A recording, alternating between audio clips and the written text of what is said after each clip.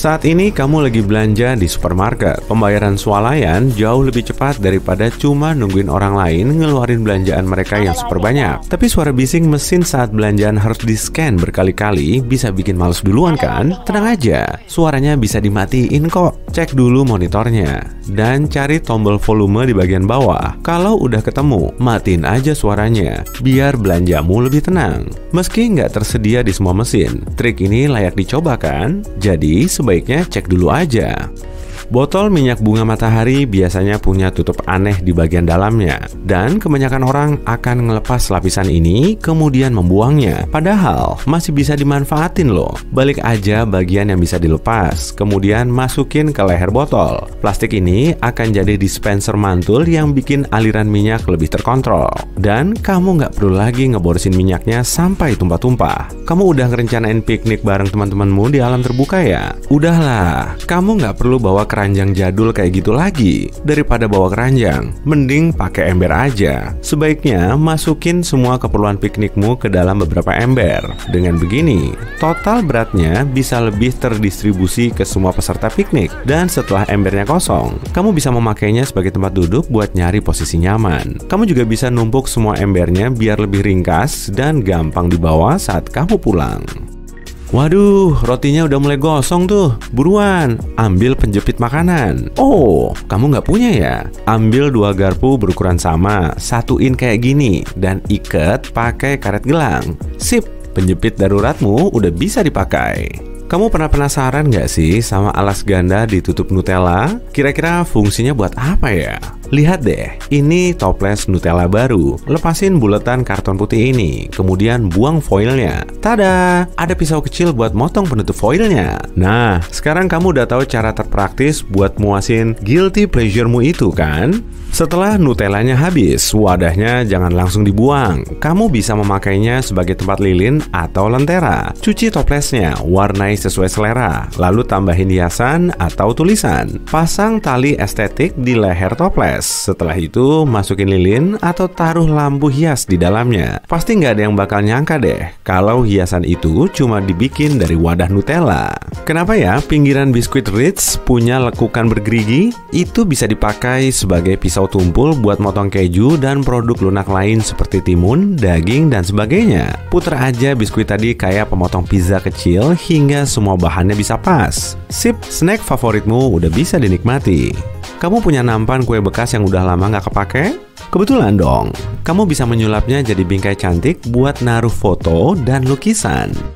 Bikinnya gampang banget kok. Ikuti 2 langkah ini. Ilangin dulu minyak di permukaan nampan, lalu tempelin fotonya di bagian dasar. Dengan begini, bingkainya bakal nempel ke depan. Kamu juga bisa ngebalik nampan tadi biar pinggirannya nggak kelihatan. Kalau udah jadi, gantung di dinding atau taruh di rak. Dan kalau perlu, warnai hiasan ini dengan cat logam biar lebih kelihatan cantik. Talenan bekas juga bisa disulap jadi bingkai cermin estetik loh. Pasang double tape pada cermin yang mau kamu tempelin sampai benar-benar merekat. Selanjutnya, kamu bisa memasang bingkai ini pada dinding dengan melubangi gagangnya, atau taruh aja di atas lemari dan sandarkan ke dinding. Jangan lupa cuci dan keringin talenanmu sebelum kamu bikin DIY ini ya. Nggak lucu banget kan kalau cerminmu masih bau amis karena talenannya baru dipakai buat ngebersihin ikan? Talenan juga punya superpower lain biar kabelmu nggak terbelit-belit. Rapihin aja kabel lampu hiasmu dengan talenan bekas ini, lalu taruh di lemari. Dan kalau kamu membutuhkannya lagi, lampu ini masih tertata rapi.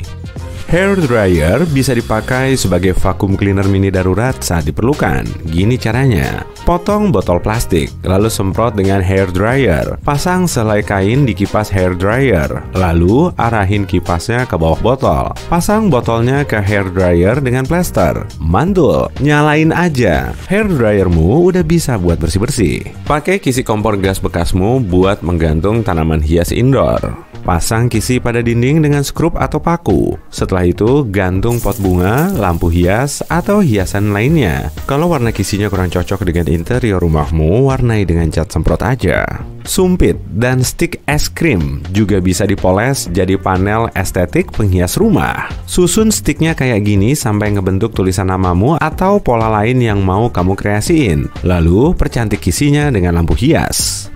Jangan langsung buang aluminium foil bekasmu ya. Bikin bola foil identik, kemudian pasang di permukaan kaca, bingkai kaca, atau buku, agar hidupmu lebih glamor. Bola aluminium foil juga bisa dipakai buat ngasah gunting tumpul. Iris bola foil ini dengan gunting biar bilahnya lebih tajam. Agar pakaian yang kamu setrika lebih cepat rapi, lapisi bagian bawahnya dengan foil. Lapisan ini bisa memantulkan panas, sehingga setrikamu akan lebih panas dan pakaianmu lebih cepat halus. Perhiasanmu sering acak-acakan ya? Aksesori favoritmu juga sering hilang? Nggak usah sedih, kamu bisa pakai spons buat nyusun semua barang kecilmu kok. Lubangi dulu spons tadi, kemudian masukin perhiasan kecilmu ke dalam situ. Dijamin deh, semua barangmu nggak akan nyecer atau kecampur lagi. Kamu juga bisa bikin kotak perhiasan dari spons. Ambil kotak lucu kesukaanmu, kemudian taruh potongan spons mengikuti bentuk kotak. Kalau udah, rekatin pakai lem atau selotip. Kotak perhiasan barumu udah siap dipakai. Kamu bisa bikin stroberi coklat sendiri dengan cara praktis loh. Ambil suntikan plastik yang udah diisi pasta coklat, kemudian buang tangkai stroberinya. Tempelin suntikan tadi ke lubang bekas tangkai dan masukin coklatnya. Yeay, stroberi coklatmu udah siap disantap. Teknik yang sama juga bisa digunakan pada eclair, apple, atau pancake spesial yang mau kamu kasihin ke orang terkasih saat sarapan pagi. Klip logam pada gantungan celana kayu bisa dipakai buat menggantung tirai atau kain saat kamu mau pemotretan. Kalau kamu nggak punya alat khusus buat menggantung gorden, pasang aja klip logam ini di sepanjang kain, lalu tempelin ke tempatnya. Toples logam bekas bisa dipakai buat naruh peralatan kecil di dapur. Pasang double tape kayak gini, kemudian tempelin di pojokan lemari dapur. Kamu suka merhatiin nggak sih kalau tisu toilet biasanya berwarna putih? Tapi dulu, warna ini kurang digemari. Pada tahun 1950-an, tisu toilet berwarna mulai dijual di pasaran. Pembeli bisa memilih tisu warna pink, biru, kuning, hijau, atau hitam biar cocok sama interior kamar mandi mereka. Tapi kemudian, banyak dokter mulai mengaitkan pewarna tisu toilet dengan kenaikan risiko kesehatan. Pewarna ini juga menghambat penguraian tisu toilet saat disiram, jadi bikin kloset mampet. Akibatnya proses produksi dan harga retailnya terlalu mahal dibandingkan tisu putih biasa. Dan akhirnya permintaan tisu berwarna mulai turun. Coba perhatiin pola lucu ini deh. Mungkin kebanyakan orang nggak terlalu merhatiin aspek estetika pada tisu toilet, tapi pola ini tetap ada. Ada yang bilang itu cuma trik marketing, produsen menggunakan hiasan cantik supaya produk mereka kelihatan lebih estetik, dan supaya pembeli mengaitkan merek mereka dengan gaya hidup mewah dan elegan. Penjelasan lainnya lebih berkaitan dengan kegunaan tisu toilet. Pola ini bikin tisunya mengembang dan lebih gampang menyerap. Kamu pernah penasaran nggak? Kenapa ya tisu di toilet umum biasanya berkualitas rendah? Jawabannya tentu karena harganya lebih murah. Perusahaan juga membeli tisu berkualitas rendah dalam gulungan besar supaya nggak terlalu sering diganti. Langkah ini juga membantu mencegah pencurian. Ada aja ya orang usil yang suka nyuri tisu di toilet umum. Di sebagian toilet umum, saklar lampu biasanya dipasang di luar. Perusahaan konstruksi sengaja memasangnya di luar supaya lebih aman. Kamu tahu kan, listrik dan air bisa bikin kesetrum? Saklar juga dihubungkan ke listrik, jadi listriknya pasti akan mengalir ke saklar yang kena air. Saklar yang dipasang dengan benar pasti punya pengaman, tapi kebanyakan pemilik gedung nggak mau ngambil risiko. Inggris punya aturan keamanan saklar lampu yang jauh lebih ketat dibandingkan Amerika. Makanya di Inggris sering dijumpai saklar lampu yang terpasang di luar toilet. Meski begitu, kebanyakan kamar mandi di Amerika Serikat juga dilengkapi dengan sirkuit listrik khusus sebagai pengaman tambahan kalau terjadi korsleting. Saat arus listriknya berubah, sirkuit ini akan langsung mati. Dari sekian banyak warna, kenapa lampu lalu lintas cuma berwarna merah, kuning, dan hijau? Ternyata ini ada penjelasan logisnya loh. Sebelum ada lampu lalu lintas di jalan raya, sinyal lalu lintas kereta api muncul lebih dulu. Operator kereta pernah menggunakan warna putih untuk memberi aba-aba jalan, merah untuk berhenti, dan hijau untuk hati-hati. Tapi kemudian warna putih dinilai kurang cocok karena lampu putih di malam hari bisa dikira bintang. Jadi perusahaan kereta mengganti warna putih dengan hijau untuk aba-aba jalan dan kuning untuk hati-hati karena kedua warna ini lebih gampang terlihat. Akhirnya, warna yang sama juga dipakai pada lampu lalu lintas jalan raya dan dijadikan standar. Warna merah punya gelombang yang paling panjang, jadi pengemudi bisa melihat warna ini dari jarak yang lebih jauh. Warna kuning dipilih sebagai tanda hati-hati karena panjang gelombangnya sedikit lebih pendek dari merah, tapi lebih panjang dari hijau. Kamar tidur biasanya menjadi tempat yang paling berdebu di dalam rumah. Kira-kira kenapa ya? Nah, jadi debu di kamar tidur biasanya berasal dari sel kulit, tungau debu, dan serat kain diseprai, karpet, dan tirai. Kalau kamu punya anabul, bulu dan sel kulitnya juga bikin kamarmu semakin kotor, tapi tenang aja, ada cara praktis untuk mengurangi debu di kamar. Rapihin tempat tidurmu setiap hari, bersihin kamar dengan vacuum cleaner, dan pel lantainya secara rutin. Keluarin karpet, perabot, dan dekorasi yang bisa jadi sarang debu. Perhatiin juga kualitas spray dan tirai yang kamu pakai, bahan yang lebih longgar lebih gampang memerangkap debu. Selain itu, jangan masukin anabulmu ke dalam kamar. Tapi kalau yang ini kayaknya agak sulit ya. Pembersih udara modern, AC, dan kipas gantung bisa bikin kamar tidurmu jadi lebih nyaman. Tapi jangan lupa dibersihin dong. Kalau sampai kotor atau tersumbat bulu dan polutan lain, filternya nggak akan efektif menyaring debu sehingga kamarmu tetap kotor. Masih ngomongin soal debu nih, kamu tahu kan kalau kamu bisa ngebersihin pinggiran sapu dengan pengki? Bagian beralur ini ternyata nggak cuma hiasan loh, tapi bisa dipakai sebagai pembersih. Saat kamu pakai kacamata, gagang kacamatamu ngebekas di telinga sampai berminggu-minggu ya. Itu berarti kacamatamu nggak sesuai sama kepalamu. Ukurannya terlalu sempit dan kalau terus dipaksain, kamu bisa kena iritasi dan sakit kepala. Gagang kacamata yang nekuk ke belakang telinga bisa menekan bagian tengkorak yang rapuh. Jadi saat milih kacamata, kamu perlu mastiin ukuran gagangnya pas dan sesuai sama kepalamu. Untuk mengatasi masalah ini, kamu bisa minta bantuan ahli kacamata. Jadi sebaiknya jangan coba-coba lakuin sendiri ya. Parutan kotak juga bisa dipakai dalam posisi horizontal. Dengan begini kamu bisa marut wortel dan keju dengan lebih nyaman. Kalau kamu mau marut bahan makanan lembut seperti keju kambing dan mozzarella, jangan lupa masukin dulu ke freezer selama 30 menit. Dan biar kejunya nggak nempel di parutan, tuang dulu permukaan parutan dengan sedikit minyak. Coba deh perhatiin sisi parutan yang paling jarang dipakai kayak gini. Kamu pernah pakai ini buat marut apa coba? Bagian ini sebetulnya dipakai untuk ngiris, jadi lumayan berguna kalau kamu mau ngiris sayuran atau kentang sebelum diolah. Sedangkan lubang kecil yang mencuat ini bisa dipakai untuk marut kulit lemon atau bikin parutan halus.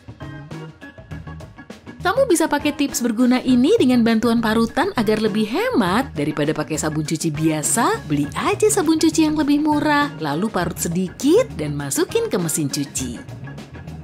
Arah bukaan kulkas ternyata bisa diganti loh. Di sebelah sini ada engsel tuh. Jadi kalau engselnya dipasang di sini, pintu kulkas akan ngebuka ke arah berlawanan. Tapi sebelum kamu nyobain trik ini, cabut dulu kabelnya dan baca baik-baik buku panduan yang sesuai ya. Aluminium foil punya permukaan mengkilap dan permukaan yang lebih kusam. Banyak orang mengira kalau ini bisa ngasih tahu mereka sisi luar dan sisi dalam foil karena sisi yang mengkilap lebih gampang memerangkap panas. Padahal nggak ada bedanya sih. Proses pembuatan aluminium foil bikin kedua sisinya kelihatan beda. Tapi fungsinya tetap sama aja. Aluminium foil nggak melulu dipakai untuk masak di dapur. Kamu bisa memakainya saat nyobain trik baterai ini. Kalau kamu nggak punya baterai AA, pakai aja baterai AAA dan aluminium foil. Lalu masukin di salah satu ujungnya. Trik ini bakal berfungsi karena baterai AA dan AAA punya tegangan yang sama. Kemasan take away makanan Chinese bisa disulap jadi piring. Lepas aja dua sisinya dan jatuhin ke atas meja.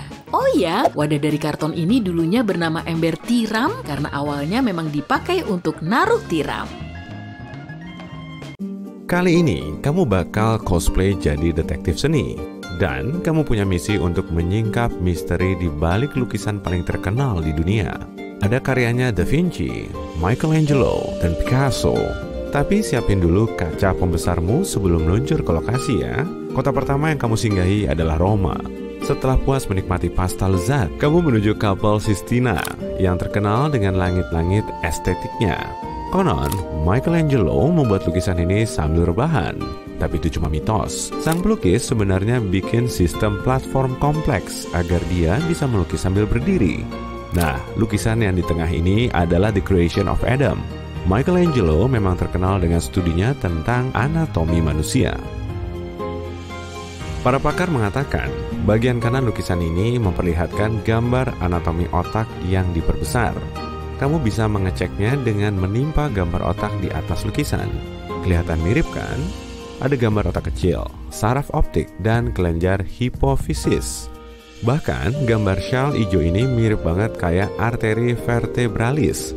Dan menurut sebagian peneliti, ini adalah cara Michelangelo melukiskan pengetahuan dan hikmah. Kalau menurutmu gimana? Kayaknya kamu perlu begadang semalaman suntuk ya untuk nentuin interpretasimu sendiri. Selanjutnya, kamu naik kereta menuju Firenze, dan setelah istirahat sebentar, kamu langsung pergi ke Galeri Akademi Firenze. Di situ ada patung David buatan Michelangelo yang sangat terkenal. David adalah patung marmer setinggi 5 meter yang dibuat selama 3 tahun. Penggambaran raut mukanya masih jadi tanda tanya besar. Dari bawah, mukanya kelihatan tenang dan damai. Tapi para sejarawan seni menilai patung ini sering disalahpahami. Tubuhnya seakan-akan menyiratkan cerita lain. Coba deh amati lebih dekat. Kedua alisnya berkerut dan urat di tangannya menonjol keluar. Nggak kelihatan rileks kan? Jadi, Michelangelo mau melukiskan ekspresi David sesaat sebelum konfrontasi penting. Dan bisa aja dia nggak setenang itu. Jangan beranjak dari Italia dulu dong. Di sini ada segudang karya seni menarik. Masih di Firenze, kamu ngelanjutin perjalanan menuju Galeri Uffizi. Di museum ini, kamu bisa ngelihat banyak lukisan kenamaan. Misalnya, Primavera atau Spring, karya Botticelli. Lukisan ini kelihatan misterius sejak zaman dahulu. Bahkan, para pakar belum tahu tahun pembuatannya. Karya seni ini nggak punya nama khusus sampai bertahun-tahun, hingga akhirnya pelukis Giorgio Vasari memberinya nama. Saat menikmati keindahan lukisan ini, para kritikus dan pengunjung biasanya fokus pada sosok di latar depan. Tapi sebetulnya, Botticelli melukis lebih dari 46 spesies tumbuhan dengan penuh presisi. Dan totalnya ada lebih dari 200 kali pengulangan gambar tumbuhan ini. Keren ya? Gimana? Kamu masih mau ngelanjutin perjalananmu ke tempat-tempat menarik kan? Setelah beberapa saat naik pesawat, akhirnya kamu sampai di Paris, kota yang terkenal dengan lampu, baret, dan Mona Lisa-nya. Lalu kamu memasuki Museum Louvre dan mendekati La Gioconda, karya Leonardo da Vinci. Banyak orang telah berteori soal karya seni ini, dan kamu mulai nyari tahu sebagiannya. Ada juga yang berpendapat kalau Mona Lisa adalah foto Da Vinci sendiri. Setelah ngebandingin wajah Da Vinci dan Mona Lisa secara menyeluruh, para sejarawan mulai menebak-nebak. Wajah keduanya memang kelihatan mirip banget. Ada juga teori soal senyum menyeringai ini. Dokter gigi sekaligus ahli seni Joseph Bartowski bilang dia telah menemukan rahasia di balik senyum Mona Lisa. Menurutnya, ekspresi wajah tegang kayak gitu nandain kalau seseorang nggak punya gigi depan. Benar nggak ya? Pada tahun 2010, Komite Warisan Budaya Italia juga nemu sejumlah simbol yang tersembunyi di dalam lukisan. Simbol ini cuma bisa diamati dengan lensa pembesar berteknologi canggih. Mereka melihat ada inisial LV di mata kanan Mona Lisa, dan para ahli menduganya sebagai tanda tangan Da Vinci.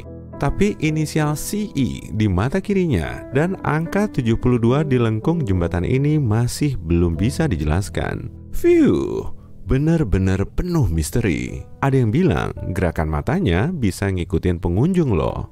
Cek juga kebenarannya sebelum kamu pindah ke destinasi lain ya. Kamu lanjut ke Amsterdam untuk mengunjungi Rijksmuseum. Di situ kamu mau ngeliat lukisan Rembrandt yang menyimpan banyak misteri.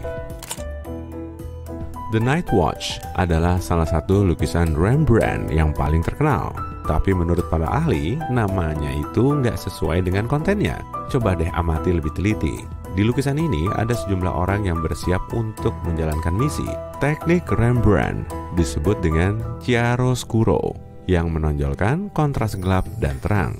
Sampai tahun 1947, para kritikus seni meyakini sang pelukis menggambarkan suasana malam hari. Tapi setelah lapisan debunya dibersihin, makin kelihatan jelas kalau itu suasana di siang hari. Apalagi ada cahaya matahari yang memancar dari pojok kiri atas. Kalau namanya mau diganti jadi The Day Watch, kayaknya udah telat banget ya. Selagi di Amsterdam, kamu juga mengunjungi museum yang dikhususkan untuk menyimpan karya seni Van Gogh. Ternyata, dia bisa bikin lebih dari 900 lukisan hanya dalam 10 tahun periode emasnya loh. Di Museum Van Gogh, ada banyak banget koleksi lukisan bunga matahari kuning. Hampir semua lukisan Van Gogh memang didominasi corak kuning. Ciri khas dalam karya seninya ini mungkin dihasilkan dari cara pandang dia terhadap dunia. Sebagian ahli seni berspekulasi kalau salah satu obat Van Gogh telah mengubah persepsi warnanya, sehingga kebanyakan warna yang dia lihat adalah kuning. Wah, perjalanan makin seru aja nih. Selanjutnya, kamu menuju Inggris Raya, tepatnya ke Galeri Nasional. Meski udah ngeliatin lukisan Jan van Eyck, potret Arnold Vini ini selama berjam-jam, bisa-bisa kamu tetap nggak akan nemu keanehan. Tapi kalau gambar cermin ini diperbesar, ada 2 orang lagi di ruangan tersebut. Menurut para ahli seni, tokoh pria di lukisan ini lagi ngangkat tangannya untuk nyapa 2 orang di dalam cermin. Dan salah satu dari mereka adalah Van Eyck sendiri.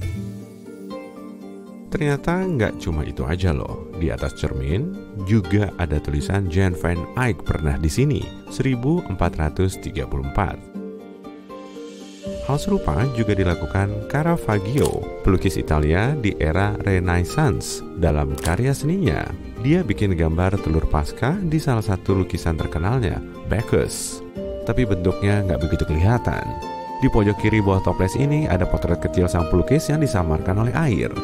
Agar gambarnya bisa terlihat jelas, diperlukan bantuan teknologi mutakhir atau lensa pembesar canggih. Tapi potret sosok laki-laki itu memang ada di situ. Dan Caravaggio telah membuatnya. Nah, ini dia fakta serunya.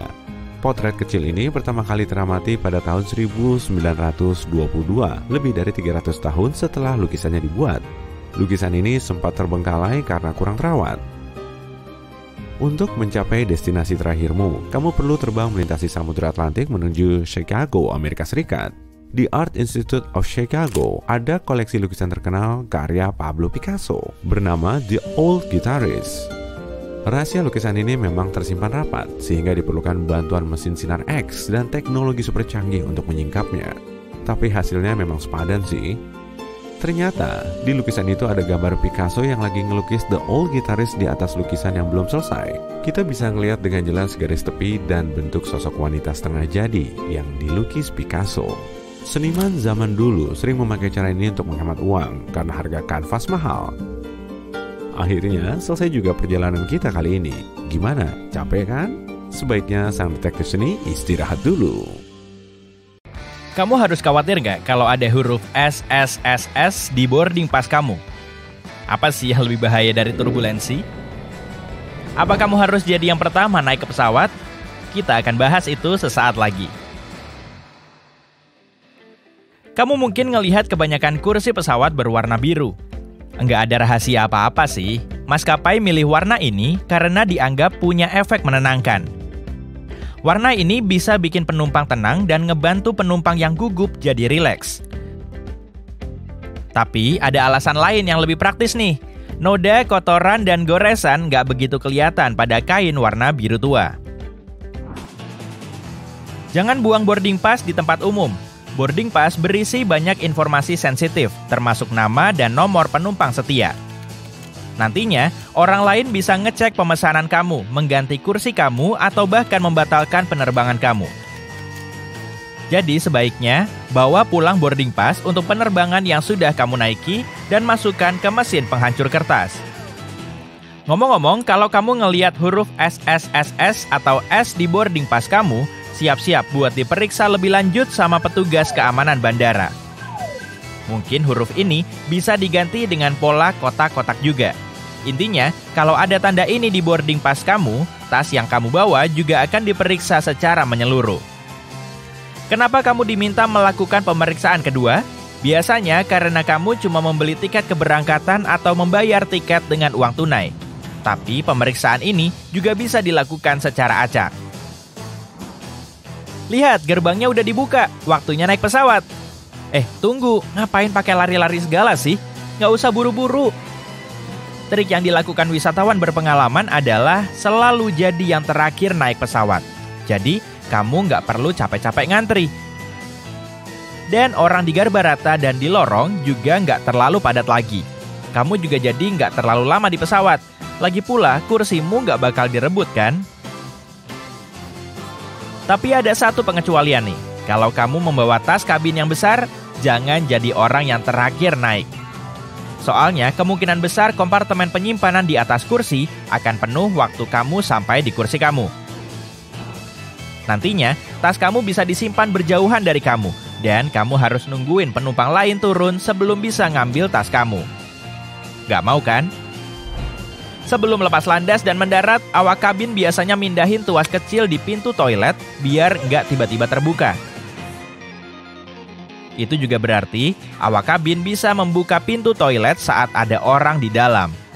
Lihat, mereka cuma perlu mengangkat tanda toilet dan membuka pintunya. Pilot nggak mencemaskan turbulensi, karena mereka tahu ada hal yang jauh lebih bahaya daripada turbulensi, yaitu updraft. Dalam kebanyakan kasus, turbulensi cuma bikin pesawat turun beberapa meter, meski rasanya kayak jatuh dari puncak Empire State Building. Jadi, turbulensi cukup kencang sampai pilot nyuruh awak kabin buat duduk, pesawat bisa turun 3-6 meter.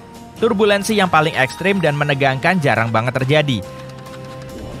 Tapi, updraft adalah massa udara besar, bagian dari badai atau fenomena cuaca lainnya yang bergerak ke atas. Pilot nggak bisa melihat updraft di radar mereka pada malam hari. Saat pesawat melewati updraft, rasanya kayak melewati polisi tidur pada kecepatan 800 km per jam. Updraft juga bahaya banget karena bisa mendorong pesawat sampai pada ketinggian yang berbahaya. Pesawat modern punya sistem khusus yang mendeteksi pesawat lain, gunung, dan beberapa objek padat di jalur pesawat. Jika berada 16 km dari pesawat lain, akan terdengar suara yang memperingatkan pilot di kokpit. Mendekat 8 km lagi, suara itu mulai ngasih pilot arah. Pesawat bisa beroperasi dengan satu mesin, bahkan saat lepas landas dan mendarat. Jarang banget pesawat mengalami kerusakan pada dua mesin sekaligus. Tapi, meski begitu, pesawat nggak akan jatuh dari langit kayak batu. Pilot punya waktu 20 menit buat nyari tempat mendarat. Tekanan kabin yang rendah berpengaruh banget sama indera pengecap kita. Kita akan kehilangan 30% kemampuan merasakan rasa manis dan asin. Berarti, bukan makanan pesawat yang nggak enak, tapi emang kamu yang nggak bisa merasakan rasanya. Makanya, perusahaan catering maskapai nambahin garam dan bumbu di masakan mereka. Tapi untuk mengatasi itu, kamu bisa pakai noise cancelling earphone. Entah kenapa, mungkin ada penjelasan saintifiknya. Mengurangi suara bisa membantu indera pengecap. Setiap ding yang kamu dengar selama penerbangan punya makna. Di kebanyakan maskapai, bunyi Boeing yang terdengar nggak lama setelah lepas landas berarti roda pendaratan ditarik. 3 ding berurutan berarti lebih mendesak dari yang cuma sekali. Kombinasi nada tinggi dan rendah ngasih tahu awak kabin kalau rekan mereka membutuhkan mereka di bagian lain pesawat. 3 bunyi rendah berarti akan ada turbulensi parah. Awak kabin harus menyimpan troli makanan, duduk, dan memakai sabuk pengaman. Kalau kamu gugup saat terbang, pilih kursi di tengah kabin. Turbulensi paling terasa di bagian depan dan belakang kabin. Sementara di bagian tengah, tepat di atas sayap, turbulensi nggak terlalu terasa. Pilot dan kopilot makan menu yang berbeda. Alasannya simple banget. Bayangin aja kalau kedua pilot makan hidangan yang sama dan dua-duanya keracunan. Kalau itu terjadi, mereka nggak akan bisa mengendalikan pesawat. Kalau mereka bersikeras makan hidangan yang sama, ada aturannya. Pilot nggak boleh makan bersamaan. Kalau satu pilot makan hidangan itu dan nggak kenapa-kenapa, beberapa jam kemudian, pilot lain boleh memakannya juga. Menurut kamu, di mana tempat terkotor di pesawat? Bukan dudukan kloset, bahkan bukan toilet. Menurut awak kabin, kamu harus hati-hati dengan sandaran kepala, kantong kursi, meja lipat, dan sabuk pengaman. Berdasarkan eksperimen, 1/3 dari semua sabuk pengaman berjamur. Sebagian besar meja lipat dipenuhi bakteri. Kantong kursi juga kotor banget. Tapi yang paling kotor adalah sandaran kepala. Awak kabin seringkali nggak sempat mengganti atau memberinya disinfektan di sela penerbangan. Kalau kapten mengumumkan mereka sedang menyelesaikan berkas, artinya mereka sibuk meninjau jadwal penerbangan atau menunggu petugas darat menyiapkan catatan penerbangan. Itu adalah jurnal yang berisi catatan resmi perjalanan. Sebagian pesawat, terutama yang terbang jauh, punya kamar rahasia tempat awak kabin tidur.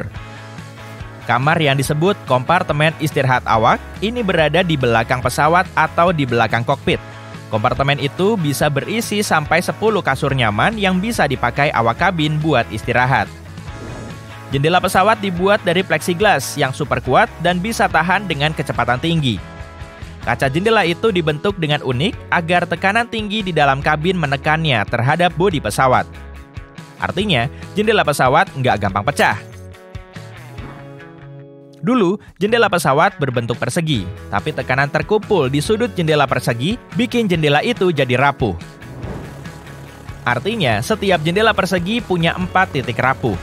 Kalau begitu, jendela bisa pecah karena tekanan ketinggian. Untungnya masalah itu terpecahkan dengan bikin jendela pesawat jadi berbentuk oval. Bentuk itu menyalurkan tekanan dan mengurangi kemungkinan retak atau kerusakan lain. Pesawat biasanya tersambar petir seenggaknya sekali dalam setahun atau sekali dalam 1000 jam penerbangan. Sekarang ini pesawat udah aman.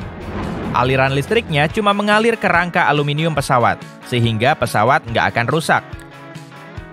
Tapi kamu tahu nggak, pesawat nggak cuma tersambar petir, tapi juga bisa memicu petir. Waktu pesawat terbang melewati awan, gesekan antara badan pesawat dan udara menghasilkan listrik statis. Kadang, peristiwa itu bisa menyebabkan petir. Waktu bel pintu berbunyi dan pengantar Domino's menyerahkan sekotak pizza lezat yang mengepul hangat, yang pertama kamu pikirkan mungkin bukan sejarah rahasia yang tersembunyi pada logo di kotaknya. Tapi setelah kamu habiskan irisan terakhir penuh keju itu, iya, aku juga gitu kok. Mungkin kamu jadi lebih tertarik dengan tujuan di balik logo ikonis itu. Logo itu jelas didasarkan pada kartu domino. Ya, memangnya apa lagi? Lagian nama mereknya juga sama kan? Tapi kenapa desainer logonya melengkapi domino pakai 3 titik ya? Mungkin kamu mengira 3 titik itu random aja, tapi sama kayak logo-logo lain yang biasa kamu lihat tiap hari, di balik setiap detail logo, pasti ada arti tersembunyi lain dari sekedar yang kamu lihat pada pandangan pertama. Masing-masing titik itu mewakili cabang Domino's Pizza pertama. Rencananya mereka akan terus menambahkan titik untuk tiap cabang waralaba yang baru dibuka. Idenya keren sih, tapi mengingat sekarang ada lebih dari 10.000 restoran Domino's, wah banyak banget ya. Mungkin tetap pakai 3 titik adalah langkah yang cerdas. Kebayangkan bakal kayak apa logonya kalau tetap pakai ide awalnya? Kotak pizzamu pasti bakalan gede banget.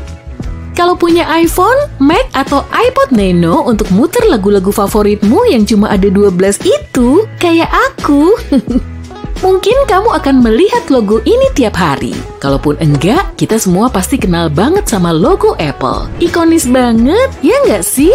Desainer logo memang menyebut icon untuk logo-logo simbolis kayak gini, alih-alih logo tipografis alias logo tulisan seperti logo Coca-Cola. Logo Apple yang kita kenal sekarang bukan desain pertama merek itu loh. Mungkin kamu belum pernah lihat logo awal Apple. Ada gambar Sir Isaac Newton yang lagi duduk di bawah pohon apel. Ini referensi dari kisah terkenal tentang dia yang menemukan istilah rebahan. Maksudku gravitasi. Ilustrasi ini beda banget sama logo Apple sekarang yang ultra modern. Perilisan pertama bentuk apel yang kita kenal itu adalah di tahun 1977. Tapi waktu itu, logonya masih bergaris warna-warni yang mewakili karya Newton soal prisma. Beberapa orang percaya bahwa gigitan atau byte pada logo ini mewakili istilah komputer byte. Tapi sang desainer logo, Rob Janoff, pernah bilang bukan itu maksudnya. Sebenarnya gigitan itu ditambahkan supaya dari jauh bentuknya tetap kayak apel, bukan seperti cherry. Logo Amazon kayaknya udah menjelaskan banget ya, karena memang didesain untuk fokus pada tipografi yang jelas, jadi merek itu bisa langsung dikenali. Kebanyakan orang tahu anak panah kuning itu terinspirasi dari bentuk senyuman, jadi kita bakal langsung mengaitkan merek itu dengan perasaan ceria. Tapi arah anak panah itu juga dimulai dari huruf A dan menunjuk huruf Z yang merupakan cara Amazon mengklaim bahwa mereka menjual semua barang dari A sampai Z. Masalahnya, emang ada benda dari huruf X yang benar-benar bisa dijual? Mungkin xilofon ya? Ya paling cuma itu. Logo Tour de France cerdik banget nyembunyiin pengendara sepeda di dalam huruf-hurufnya. Huruf O mewakili roda belakang, terus huruf U dan R menyusun badannya yang lagi ngebut. Kamu lihat orangnya atau kata-katanya dulu nih. Ada lagi siluet lain yang disembunyikan dengan indah. Dalam logo London Orchestra, huruf-hurufnya membentuk kepala dan lengan konduktor. Huruf L dan O membentuk lengan konduktor yang lagi melambai, dan garis yang menghubungkan keduanya bertemu di tengah membentuk kepala konduktor. Kamu lihat gak? Sekilas, logo perusahaan Cisco kelihatannya simple. Ada nama perusahaan di bawah beberapa garis vertikal. Tapi ada makna lain dari yang bisa kita lihat. Garis-garis biru di bagian atas melambangkan gelombang elektromagnetik sekaligus juga jembatan Golden Gate. Itu penghormatan untuk daerah asal Cisco, San Francisco, yang juga merupakan asal namanya San Francisco. Menariknya, memakai garis-garis dalam logo bisa berdampak bagus terhadap cara orang-orang memandang identitas suatu merek. Garis-garis vertikal tanpa disadari membangkitkan rasa kekuatan dan kecanggihan. Garis-garis itu tampak menarik dan kuat, juga memikat perhatian orang ke arah bawah, seringnya mengarah ke nama mereknya. Kayak di logo Cisco ini. Logo Unilever muncul di banyak produk dari perusahaan ini yang kita pakai setiap hari. Tapi kebanyakan dari kita pasti nggak pernah merhatiin logo huruf U di Unilever menyimpan banyak simbol yang berhubungan dengan cakupan produk perusahaan itu. Coba deh, hitung berapa simbol yang bisa kamu lihat. Poin bonus kalau kamu tahu produk apa yang diwakili simbol itu. Kamu lihat ini nggak? Ada daun teh, contong es krim, wadah kosmetik, juga untayan rambut yang melambangkan sampo. Logo Beats by Dre yang simple cuma berupa huruf B kecil yang diikuti dengan nama mereknya. Iya kan? Tapi sebenarnya lingkaran yang mengelilingi huruf B dimaksudkan untuk menggambarkan kepala manusia dan huruf B-nya itu sendiri adalah headphone-nya. Lihat nggak? Nih, biar lebih jelas. Gimana? Kamu pasti bakal selalu ngelihat orang yang lagi dengerin musik pakai headphone Beats sekarang. Oh iya, lingkaran adalah fitur yang sangat umum dalam desain logo. Lingkaran dipakai di 20% merek terkenal dunia. Kita menganggapnya lebih lembut dan lebih terbuka jika dibandingkan dengan bentuk-bentuk bersudut seperti segitiga dan persegi. Selain itu, lingkaran bersifat universal dan kokoh karena nggak bersudut, patah, atau membelok. Badan-badan usaha memakai bentuk lingkaran untuk memberitahu kamu secara nggak sadar bahwa kamu bisa mengandalkan mereka. Tiap detail mengirimkan pesan. Meski kamu nggak nyempetin untuk menganalisa logo-logo terkenal, kita langsung menghubungkan bentuk dan warnanya, bahkan tanpa memikirkannya. Sebuah eksperimen umum pernah dilakukan berulang-ulang oleh banyak psikolog untuk fenomena yang disebut efek boba atau efek Kiki. Peneliti menunjukkan kedua bentuk ini kepada para peserta dan bertanya, mana dari kedua bentuk ini yang boba dan mana yang Kiki? Coba aja sendiri, apa otakmu menentukan nama-namanya dengan mudah? Nah, nggak cuma kamu kok. Sekitar 95-98% orang memilih bentuk melengkung sebagai boba dan bentuk yang tajam sebagai Kiki. Ini berarti otak manusia mengaitkan makna abstrak pada bentuk, bunyi, dan bagian-bagian lain dari sebuah desain. Beberapa orang mengatakan bahwa logo IBM mungkin kelihatan kayak hasil cetakan salah satu printer komputer paling awal. Printer masa itu belum mampu menghasilkan lapisan tinta yang rata. Mungkin itu benar, tapi IBM mengatakan bahwa garis-garis horizontal itu dimaksudkan untuk melambangkan kecepatan dan dinamika layanan mereka. Sebuah studi di tahun 2011 juga menemukan ketika logo sebuah perusahaan kelihatan nggak lengkap kayak gini, orang menganggap usahanya unik dan inventif. Kita harus bisa membaca yang tersirat kan? Ya, entah itu inovasi atau emang printernya aja yang kehabisan tinta. Kalau diminta membayangkan karya seniman surrealis Salvador Dali, mungkin kamu teringat ini atau ini. Tapi apa kamu juga membayangkan Chupa Chups merek lollipop itu? Sangat sedikit orang yang tahu bahwa Dali bukan tipe orang yang akan menolak pekerjaan berbayar. Contohnya, logo Chupa Chups ini yang dia kembangkan. Dialah orang yang menambahkan pola bunga unik itu, sementara tulisannya udah jadi waktu dia menggarap logo itu. Dia juga yang ngide buat mindahin logo dari samping ke atas bungkus permennya. Dengan begini, lambang itu selalu utuh dan bisa dilihat oleh pembeli. Chupa Chups juga contoh sempurna rahasia desain lain yang akan selalu kamu lihat setelah kamu mengetahuinya. Saat menentukan warna untuk mereknya, perusahaan makanan sering banget memilih dua warna ini, merah dan kuning. Pasti kamu bisa langsung mengingat 3 merek yang pakai warna merah ceri dengan kuning cerah sinar matahari itu, iya kan? Tapi kenapa sih? Nah, berkat panjang gelombangnya, merah merupakan salah satu warna yang paling kelihatan dalam spektrum dan warna pertama yang akan kamu lihat. Yang kedua cuma ada satu warna lain? Ya, tebakanmu benar, kuning. Kedua warna ini langsung menarik perhatian orang, makanya kita memakainya untuk berbagai peringatan penting seperti rambu berhenti, lampu lalu lintas, dan rambu-rambu lantatur atau drive-thru. Tapi kenapa warna-warna ini didominasi sama merek makanan ya? Ya karena warna merah dan kuning ini bisa bikin kita semangat, cuma dari visualnya aja, warna-warna ini juga dikaitkan dengan kegembiraan. Kedua warna ini adalah warna hangat yang dikenal bisa menarik orang dan memberi energi serta kegembiraan. Melihat warna merah bisa memengaruhi perilaku manusia, termasuk bikin kamu berpikir bahwa orang yang memakai baju merah itu lebih menarik. Semua efek fisiologis ini memacu level energimu. Ini menjelaskan rasa lapar yang kamu rasakan waktu ngeliat beberapa logo restoran. Termasuk keinginan untuk makan kentang goreng gurih itu. Oh iya, tadi drive-thru-nya di mana ya? Bus sekolah di Amerika Serikat nggak benar-benar berwarna kuning, tapi berupa campuran kuning lemon dan kuning jeruk. Nah, kalau di Amerika dan Kanada, bus ini dinamakan National School Bus Glossy Yellow. Kenapa nggak pakai warna merah aja ya? Padahal menurut sains kan panjang gelombangnya nggak ada lawan. Tapi warna kuning nggak gampang terhambur sehingga bisa terlihat jelas dari kejauhan. Saat melihat warna merah, mata kita akan langsung tertuju ke arahnya. Jangan-jangan ada kaitannya juga nih. Kenapa petugas polisi sering nyetop mobil yang berwarna merah? Kebanyakan orang juga mengaitkan warna ini dengan kewaspadaan. Makanya truk damkar dan tanda stop juga berwarna merah karena kita akan langsung melihatnya dan bersikap waspada. Lalu, kenapa bus sekolah nggak berwarna merah? Kalau soal mobil merah yang sering disetop polisi, sebetulnya cuma mitos kok. Yang paling sering kena tilang di Amerika justru mobil putih. Ya udahlah ya, kembali ke bus sekolah aja. Terlepas dari bukti ilmiah soal warna merah, kuning dianggap lebih menarik perhatian. Warna ini lebih gampang dilihat dan berkarakter terang, sehingga kelihatan mencolok dalam kondisi gelap, berkabut, atau redup. Banyak bus sekolah di Amerika harus menjemput para murid di pagi buta, dan pada musim tertentu, jam-jam segitu masih kelihatan sangat gelap. Dengan warna kuning, bus akan lebih kelihatan saat melaju di jalanan. Tulisan hitam yang melapisi warna kuningnya juga jadi kombinasi yang sangat pas. Saat hari gelap, para pengendara lain pun akan segera tahu kalau di dekat mereka ada bus sekolah.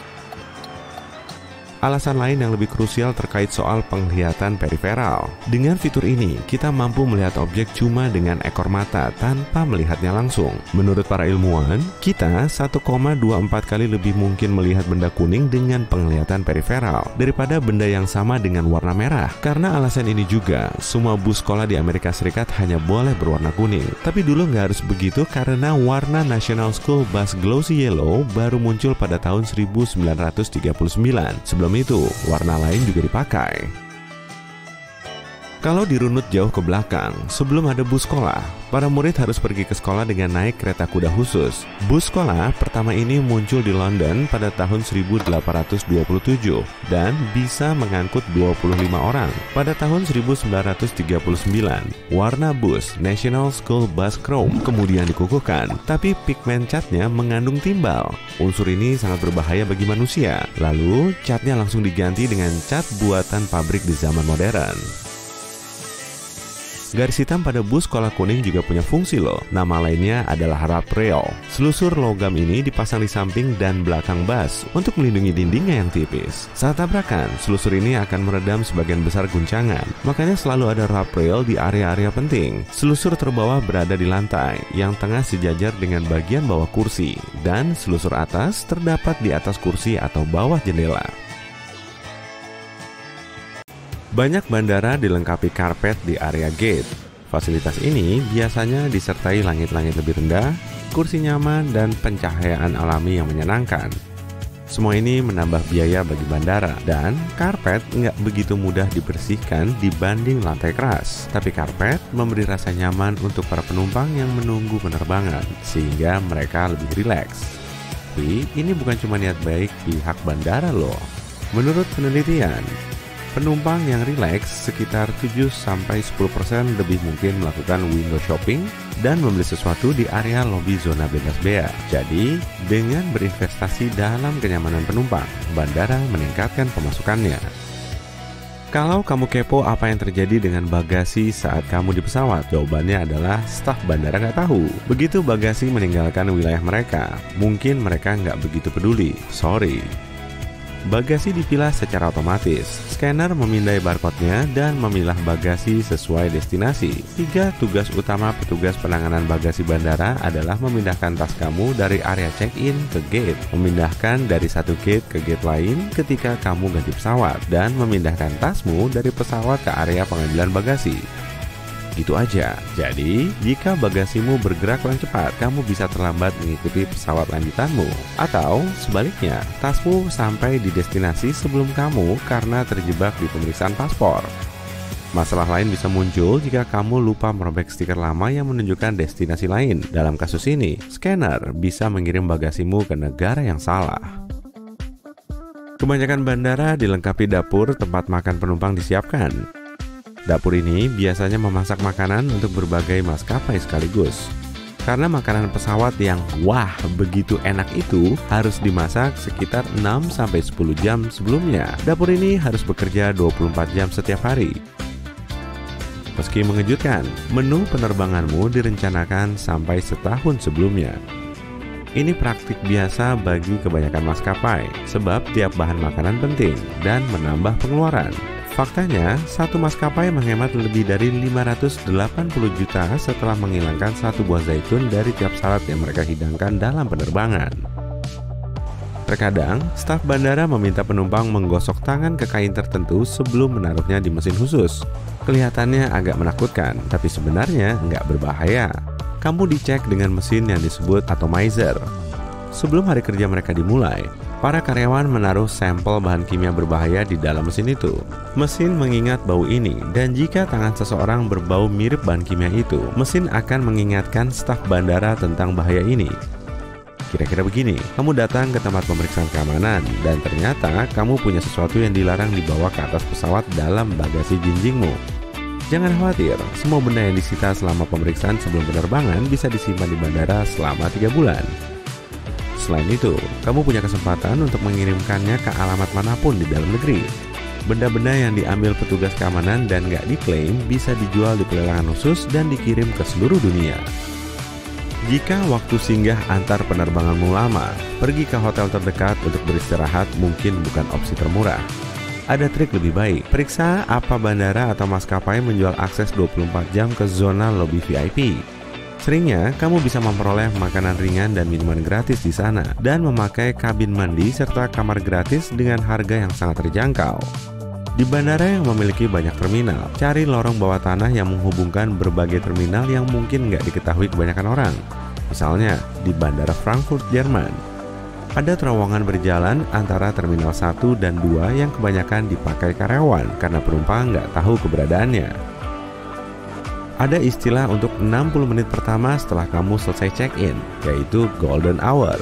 Ini waktu para penumpang secara statistik membelanjakan lebih banyak uang di area retail dan bebas bea bandara. Dan menempati kursi paling nyaman pas di depan toko adalah trik pintar untuk memikatmu agar berbelanja. Akui saja, duduk di kursi nyaman memandang lampu gemerlap atau jendela toko bisa menggoda. Dan tepatnya itulah yang diinginkan bandara. Jika penerbanganmu terlalu penuh dan kamu nggak bisa terbang pada waktu yang ditentukan, jangan buru-buru menerima voucher pertama yang ditawarkan sebagai permintaan maaf. Biasanya, maskapai terus menaikkan tawarannya sampai memperoleh cukup sukarelawan yang mau melepaskan kursi mereka. Jika mereka nggak mau dan tanpa disadari menjadi sasaran, kamu bisa berkeras untuk memperoleh ganti rugi tunai, tergantung pada harga tiket. Dan lama penundaannya, kamu bisa berhak memperoleh sampai Rp18.900.000. Kebanyakan bandara mempunyai ahli profiler. Orang ini mempraktikkan SPOT atau Screening Passengers by Observation Technique atau menyaring penumpang dengan teknik observasi. Petugas ini menganalisis ekspresi, bahasa tubuh, dan perilaku guna mendeteksi orang mencurigakan. Tugas mereka adalah melihat tanda nonverbal dari kecemasan, seperti orang yang selalu menjilat bibir mereka, gatal-gatal, dan banyak melihat sekeliling. Jika profiler melihat orang yang bersikap aneh, dia memeriksa orang ini dan mengobrol untuk mencari tahu lebih banyak tentang orang tersebut. Profiler bekerja di hall utama dan area pengawasan paspor. Pertanyaan yang biasa diajukan adalah, apa tujuan kunjunganmu? Petugas selalu mengecek reaksi orang itu terhadap pertanyaan ini. Setenang apapun seorang penumpang, kalau ada sesuatu yang disembunyikan, profiler akan menemukannya berkat petunjuk-petunjuk terkecil dalam perilaku manusia.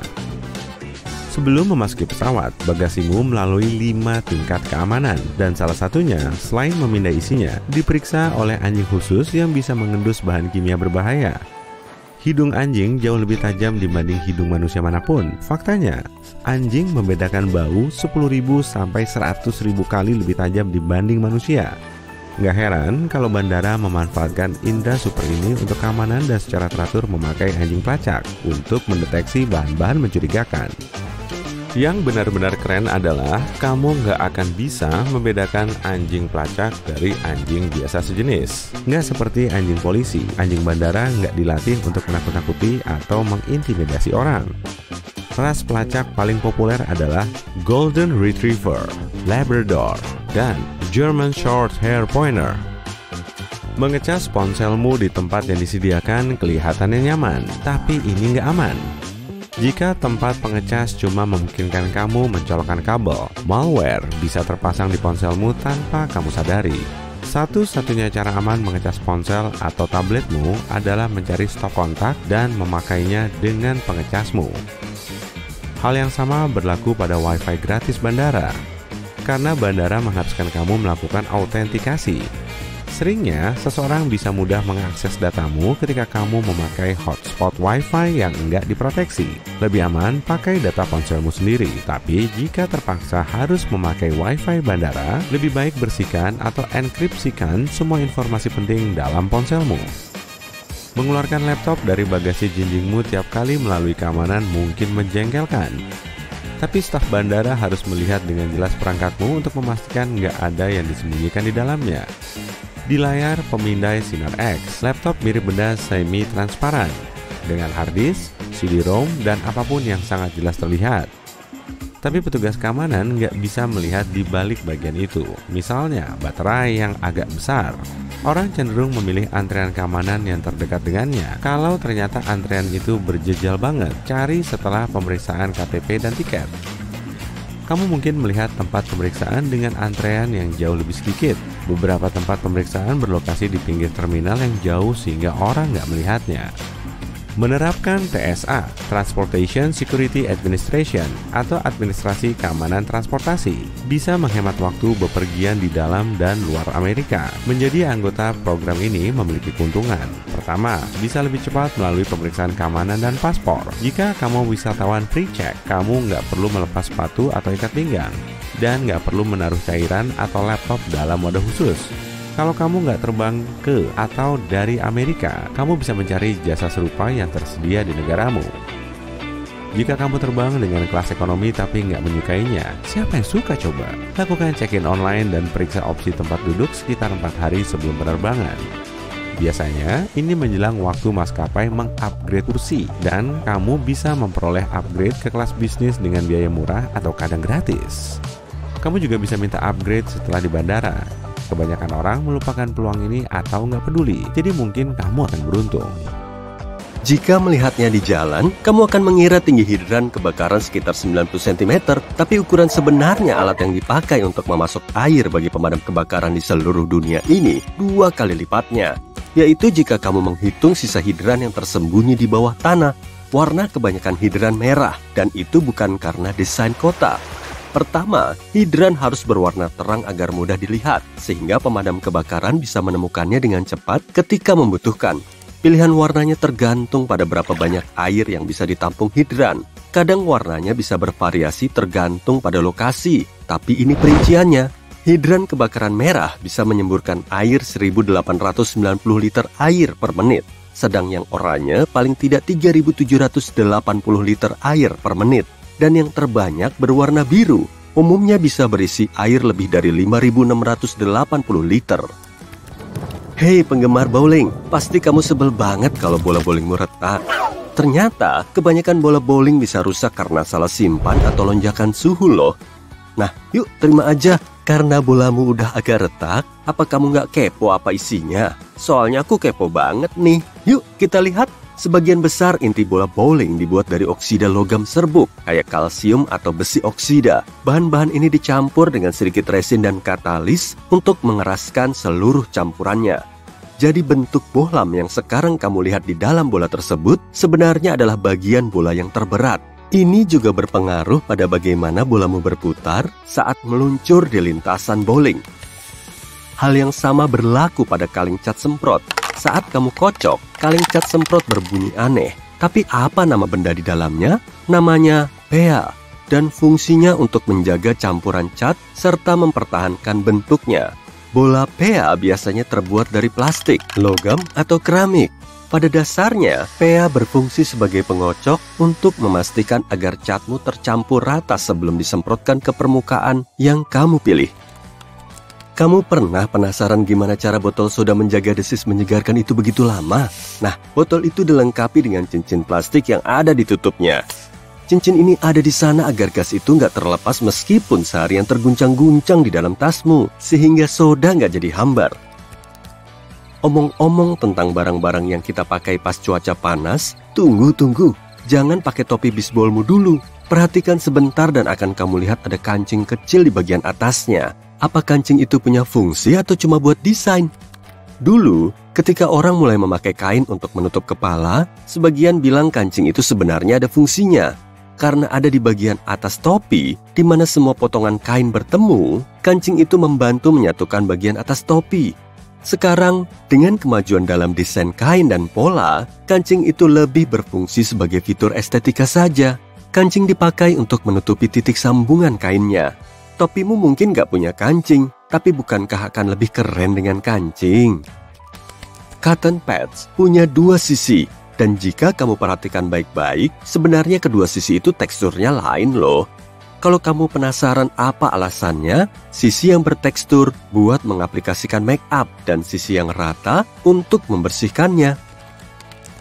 Kutu buku, info yang ini buat kamu ya.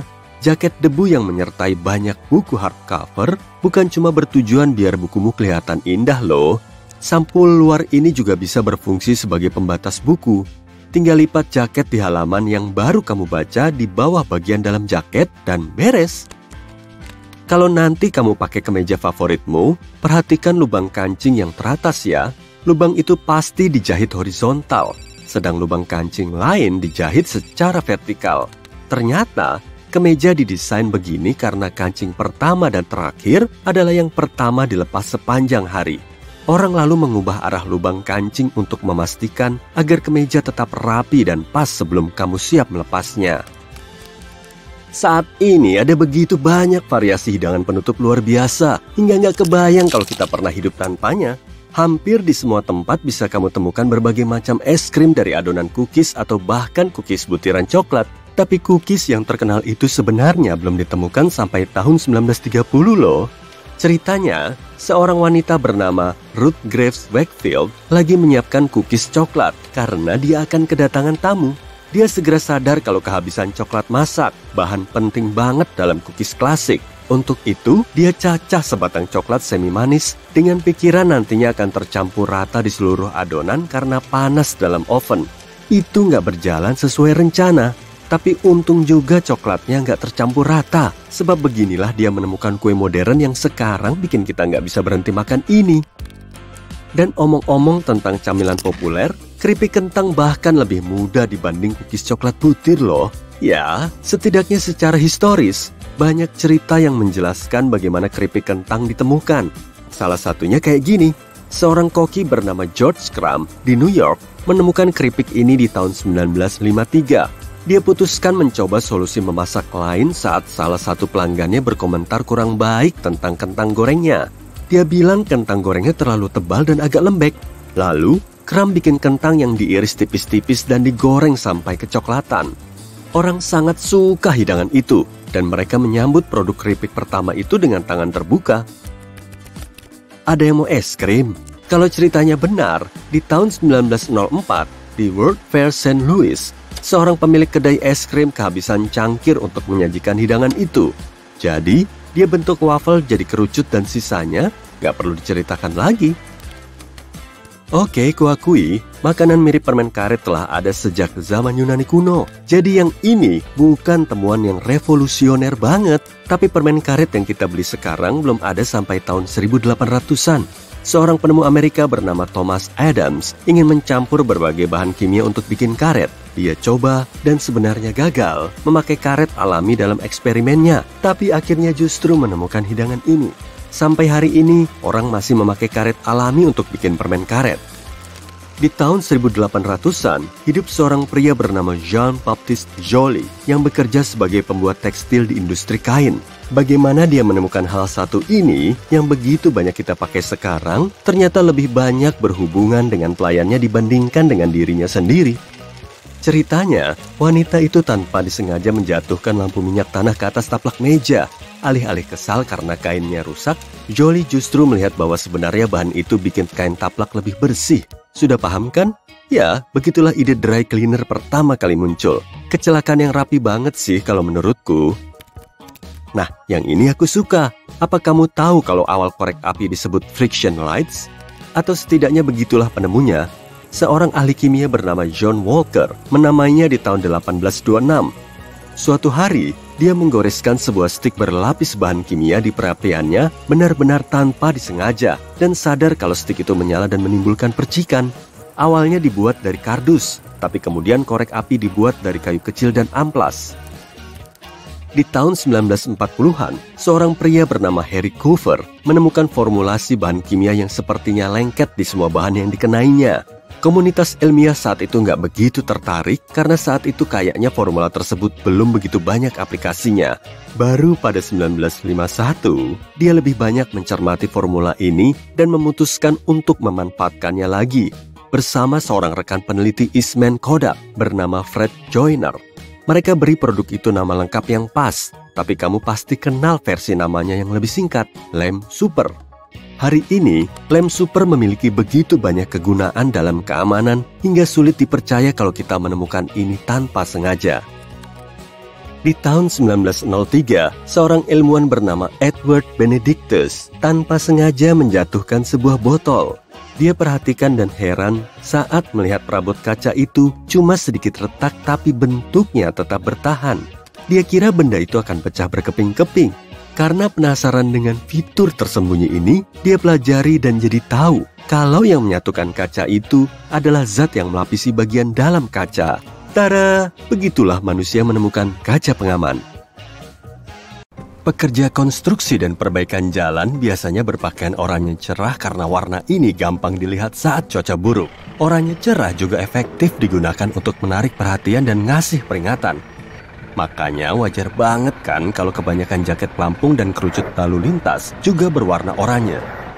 Tanda stop berbentuk segi 8 agar para pengemudi gampang melihatnya meski dari belakang.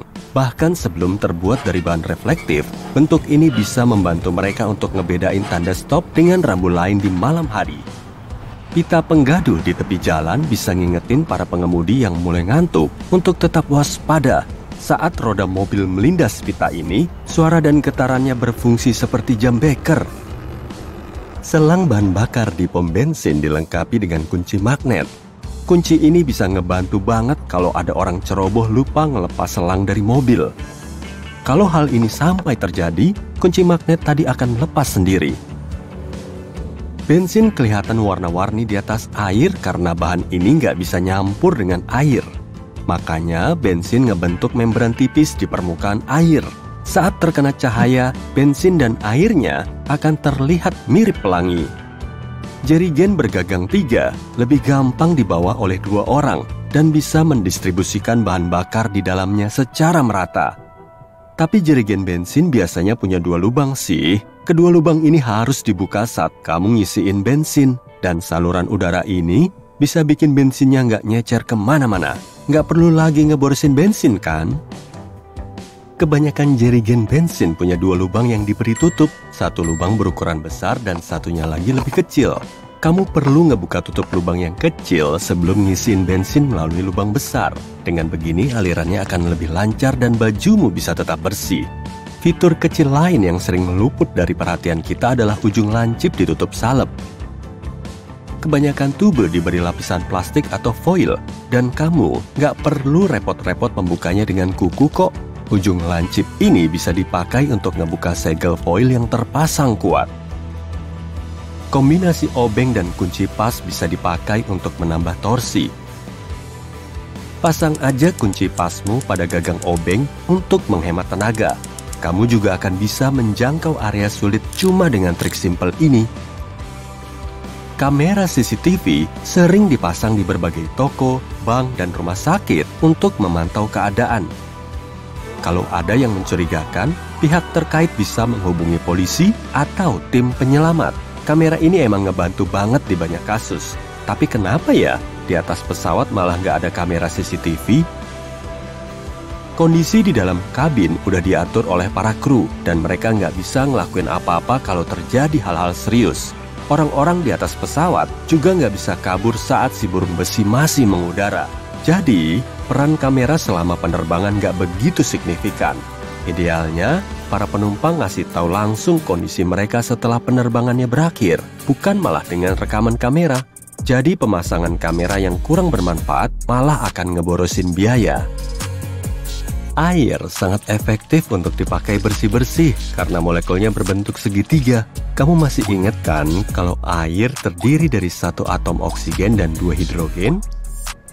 Molekul kayak gini punya muatan yang saling berlawanan seperti magnet. Makanya air gampang banget nempel ke molekul lain, termasuk juga molekul pada kotoran. Rumah pribadi biasanya beratap segitiga untuk memudahkan tetesan hujan dan berbagai kotoran jatuh ke tanah. Kalau atapnya nggak miring, kotoran tadi bisa numpuk hingga rumahnya tiba-tiba ambruk. Saat terjadi badai, awan di langit akan berubah menjadi gelap. Tapi itu cuma ilusi kok. Awan tipis yang terbentuk di cuaca cerah lebih gampang ditembus cahaya. Spektrum cahayanya juga lebih menyebar. Makanya kita ngelihat awan seakan-akan berwarna putih. Tapi kalau gumpalannya semakin tebal, kandungan butir airnya juga lebih banyak, sehingga lebih sulit tertembus cahaya dan warnanya semakin gelap. Kenop pintu yang bagus biasanya terbuat dari kuningan, perunggu, atau campuran tembaga. Jenis logam ini punya efek antibakteri yang bisa membuat penyebaran bakteri berlangsung lebih lambat. Bahan ini juga mampu menghalau bakteri cuma dalam hitungan jam. Tetap aja sih, kita perlu cuci tangan setelah megang kenop pintu. Berlian punya bentuk supersimetris agar kinclongnya lebih hakiki. Sebetulnya sih, batu mulia ini nggak kelihatan begitu wah sebelum diproses.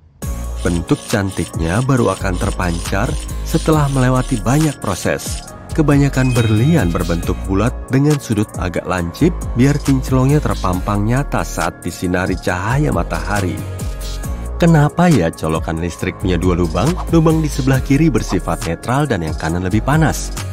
Nah, kalau ada lubang tambahan di bagian bawah kayak gini, fungsinya sebagai arde.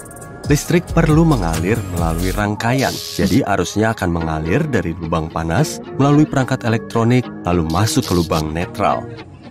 Kamu tahu kan fungsi saku kecil di celana jeans? Orang dulu sering menggunakan arloji saku, dan saku kecil ini dipakai untuk naruh arloji. Di zaman now, kita jarang pakai arloji kayak gini kan, tapi saku kecilnya masih ada. Sebagai gantinya, kita bisa naruh benda kecil seperti cincin di dalam situ. Di London, ada tiang yang mirip banget kayak lampu jalan, tapi tanpa bohlam. Tiang ini dinamakan dengan steam pipe dan sekarang udah nggak dipakai lagi di abad ke-19.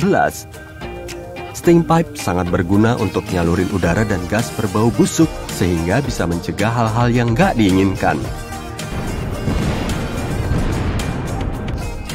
Kebanyakan gunting dapur punya gerigi di sela-sela gagangnya, jadi bentuknya mirip kayak tang.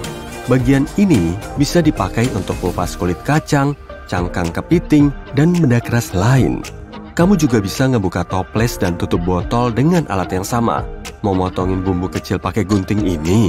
Bisa banget. Bahan kulit bisa kelihatan kusam karena permukaannya dipenuhi goresan dan serpihan kecil. Cahaya matahari yang datang jadi lebih menyebar dan menimpa bagian ini. Coba deh olesi sepatumu dengan lapisan lilin, biar celah kecilnya lebih rata. Dengan begini, permukaan sepatumu jadi lebih licin dan kinclong saat terkena cahaya. Stabilo diberi tinta fluoresen semi-transparan yang bisa berpendar dalam cahaya redup. Kebanyakan stabilo berwarna kuning dan hijau muda, karena warna ini nggak akan menghalangi penglihatan kita saat teksnya difotokopi hitam putih. Di mesin fotokopi, warna kuning dan hijau muda kelihatan sangat pucat, sehingga nggak akan ikut ke fotokopi. Magnet berbentuk tapal kuda bisa menambah kekuatan magnet. Warnanya juga ngaruh loh. Bagian birunya adalah kutub selatan dan merahnya kutub utara. Kedua kutub ini saling simultan untuk menambah gaya tarik-menariknya. Lubang seukuran koin di pintu lift sebetulnya dipakai untuk lubang kunci. Kalau pintunya macet, operator bisa membukanya secara manual. Mereka cuma perlu memasukkan kunci khusus. Lubang kecil di jendela pesawat berfungsi sebagai penyeimbang tekanan udara. Jendela pesawat terdiri dari 3 lapisan. Panel luarnya yang sangat kokoh bisa menahan perbedaan tekanan saat lepas landas dan pendaratan. Tapi panel dalamnya cuma terbuat dari bahan yang lebih murah dan fungsinya untuk mencegah potensi kerusakan jendela. Nah, lubang kecil tadi berada di panel tengah. Selain menyeimbangin tekanan di dalam kabin, lubang ini juga mencegah kabut pada jendela.